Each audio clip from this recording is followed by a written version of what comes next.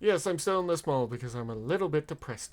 Anyway, besides my own foolishness, let me tell you this, guys. If you like what I'm doing, why did I say it? Start out with that. Uh, um, I'm very tired. I'm sorry. Uh, Besides that, I don't know much about Beachcomber besides my wibbling about how tired I am. I'll say this though. Not now though. Fable is a big fan of him. That's all I really know about him. And that he seems to be a peace-loving dude. That's really it, what I've learned from Fable. Obviously, I've saved for most of this. And my dog has come into my room. I love you, sweetie, but not right now. No, I love you. I love you dearly. She is a lovely dog. I love her to pieces, but she always comes at the most inopportune times. Anyway, I know he's a Doom Buggy, and we're gonna learn what this Doom Buggy do. Wait. My own idiocy has stopped me once again. If you like Chris McFeely, please do watch more of his stuff.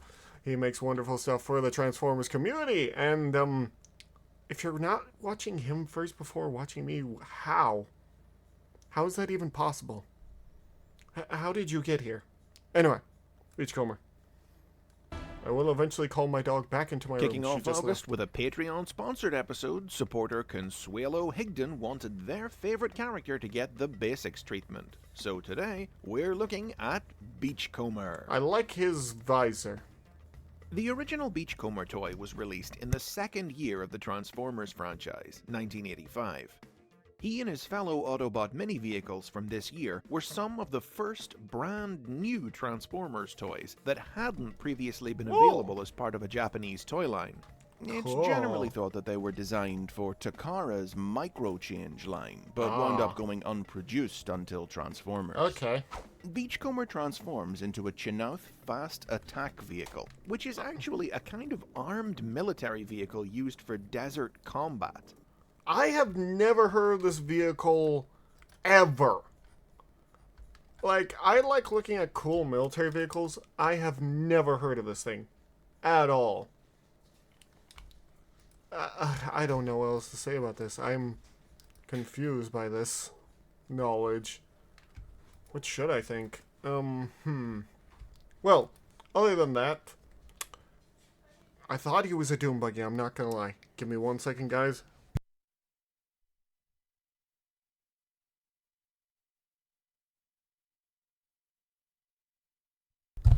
I am Speed! Anyway.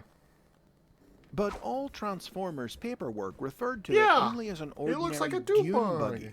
And it was clearly with this more peaceful, recreational vehicle in mind It does that not Marvel look to writer me like a Bob military Budiansky vehicle. approached Beachcomber when he invented his name. I'll say this now. Someone in my Discord, please, if you're watching this, send me a picture of the vehicle he's talking about, because now I am curious what it actually looks like. I am very curious. Anyway. And personality. Budiansky characterized Beachcomber as a laid-back anti-war geologist who liked to unwind by taking in the natural beauty of Earth's deserts and coastlines. I see. Now, this characterization didn't have much room to shine in the stories Budiansky wrote for the Marvel comic book, in which Beachcomber was a member of an underground Autobot resistance cell on Cybertron, so he couldn't came do to much Earth there. over the Decepticon space bridge. But it was a different story in the Generation 1 animated we need to watch series. this episode.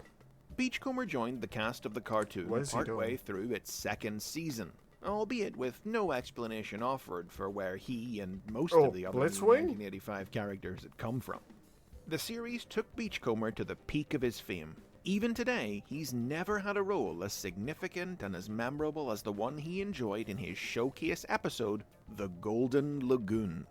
In this adventure, Beachcomber discovered a beautiful hidden glen containing a lagoon of the invincible liquid metal Electrum. Beachcomber did his best to keep the lagoon a secret in order to protect the wildlife of the glen, but ultimately the Autobots and Decepticons discovered its location and coated themselves in the metal to battle one another. The Glen was ravaged by their combat, and the final scene of the episode, as Beachcomber sat among the devastation while the other Autobots celebrated, unconscious of the price of their victory, ensured... That is sad. I'm surprised even Optimus hasn't realized with that. It shows what happens in war, what horrors are caused by war that we can't even predict. It really does kind of give a very strong anti-war image. Like, this is giving me old Gundam vibes, just a bit. If you know what I mean. Because, for those who don't know, Gundam is very anti-war. All the way through it. Like, that is true of every single Gundam series. Even Gundam G. It just goes on the more environmental message. Anyway. That the Golden Lagoon would be remembered as one of the most poignant and well-regarded episodes of the series. In particular, the episode's anti-war and environmental themes, drawn from Beachcomber's character profile, coupled with his cool, groovy voice. Like if you need geology-type info, you just call on yours truly, Beachcomber. His name makes me think of a late-night radio host.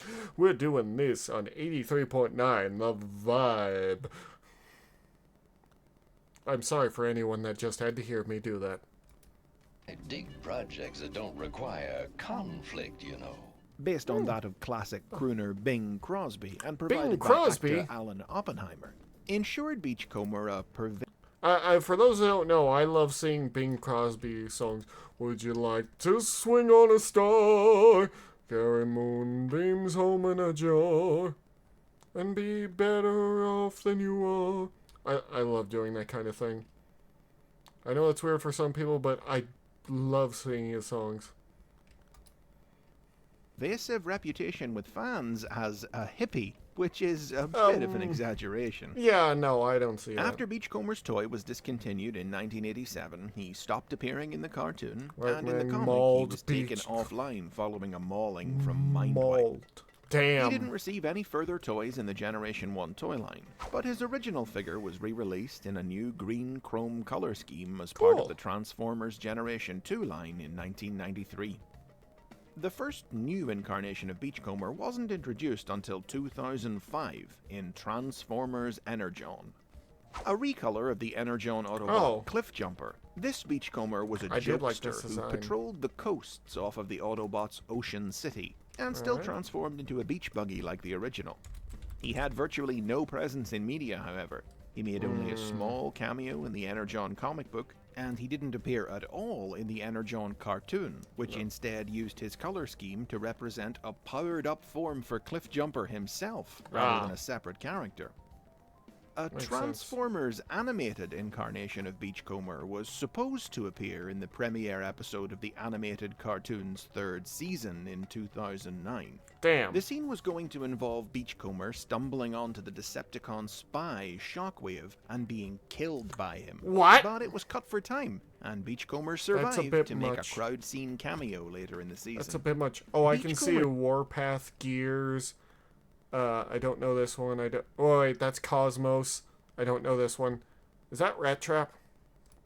His animated incarnation was to have lent heavily into the perception of the character as a hippie, depicting him as an absolutely bombed-out stoner. I hate that. Apparently, the animated production staff weren't very fond of Beachcomber. Other minor incarnations of Beachcomber have included a version from the live-action movie universe, who transforms into a Chinook Desert Patrol vehicle, the real-life modern-day successor of the fast attack vehicle his Generation 1 predecessor turned into. And an evil version from the mirror universe of Shattered Glass, who speaks entirely in song lyrics. What? That's silly. Even IDW Publishing's comic books, which have often found new ground to tread with underused classic characters, have done little with Beachcomber, with his most notable role in the comic's early years being an appearance as a mind-controlled pawn of the Insecticon Bombshell, forced to attempt the assassination of his fellow Autobot Blaster. However, following the 2017 release of a brand new Beachcomber toy in the Power of the Primes toy line, the little geologist has begun appearing in the comics pages again, now in a minor recurring role as a prison guard. Cool. But proving that for Beachcomber, it always comes back to the Golden Lagoon. An all-gold recolor of that new Power of the Primes toy is set for an exclusive release through Takara's website in late 2018, paying homage to the character's electrum-coated appearance from his signature episode. Maybe sometime in the future a new Transformers story will come along that will give Beachcomber a new starring role. But for now, he's always going to be known as the star of one of the Generation 1 cartoon's best remembered episodes. Not exactly a bad legacy, is it? Yeah, not really. Short and sweet, those are the basics on Beachcomber. It could have been a lot worse of a legacy. This episode. And what's your opinion of Beachcomber? Share it in the comments, and don't forget to like, share, and subscribe. Now, you guys know I never go more than 2 weeks between episodes. But TF Nation's coming up later this month, and I need to get ready, so there might be a slightly longer. I will say this, I like Beachcomber. It seems alright. It's interesting to have a very anti-war message in the middle of this. But yeah, there are worse legacies to have, like ones where you're just awful and do nothing but constantly change your character into things that aren't good, aren't great, and honestly just, you know, have terrible rewrites like they do in comics. It's, let's just say we've seen that happen in, Marvel Comics quite a bit, haven't we, people? Anyway, besides that, if you like what I'm doing here, thank you all. Like, comment, subscribe if you want to see more, and yeah, tell me what else you want to see from me. Headache is slowly coming on, and my little coffee I had today is finally dying down, so I'm going to go pass out. But thank you all so much, and I'll see you guys later. Bye-bye, and take care of yourselves.